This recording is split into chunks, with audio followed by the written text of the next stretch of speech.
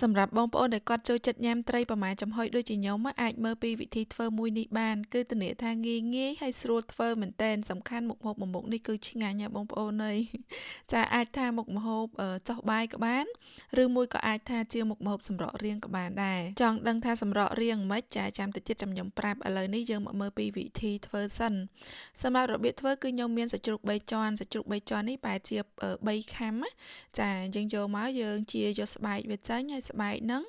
យើងយកមកកាត់វាខ្លីៗបែបហ្នឹងដើម្បីយកទៅដាក់នៅពីលើនៅពេលដែលយើងចំហុយណាចំណែកឯនេះវិញគឺជាត្រីប្រម៉ាម្ដុំហ្នឹងគឺខ្ញុំដាក់សាច់ជ្រូក3ខាំចាយើងជាសាច់ត្រីប្រម៉ាហ្នឹងហាន់វាមកយើងជាយកឆ្អឹងចេញចំណែកផ្នែកឆ្អឹងហ្នឹងគឺខ្ញុំយកទៅស្ងោរវាបងប្អូនដាក់ទឹកបន្តិចទៅស្ងោរវាឲ្យចេញជាតិចាហើយសាច់ជ្រូកហើយនឹងត្រីប្រម៉ាហ្នឹងគឺខ្ញុំអត់ច្រាមទេគឺខ្ញុំយកទៅកិនដោយសារតែខ្ជិលច្រាមរៀងយូរដែរ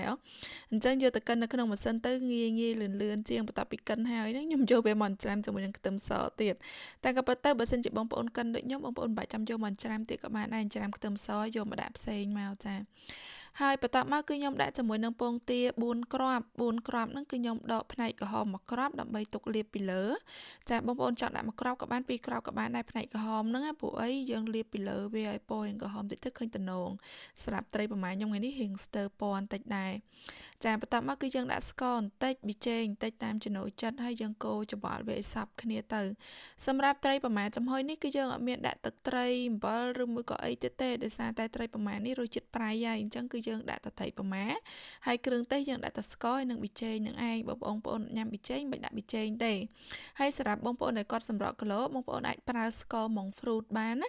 ចាដាក់ចឹងទៅគឺវាអត់ឡើងគីឡូអីទេពេលយើងញ៉ាំយើងកុំញ៉ាំមួយបាយញ៉ាំតែជាមួយថៃប្រមាហើយនឹងបន្លែសុទ្ធមក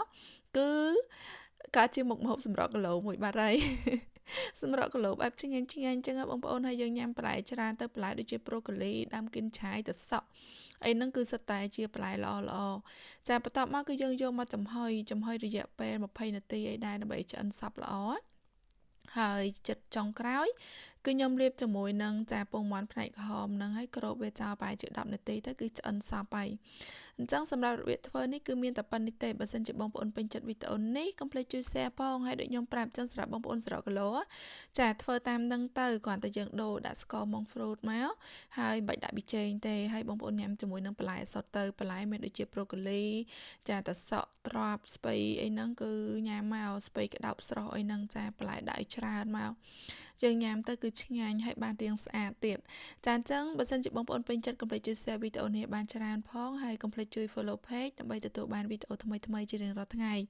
ហើយនេះខ្ញុំក៏អរគុណខ្លាំងមែនទែនសម្រាប់ការគាំទ្រកន្លងមកចាំជួបនឹងខ្ញុំនៅវីដេអូក្រោយៗទៀតអរគុណច្រើនជម្រាបលា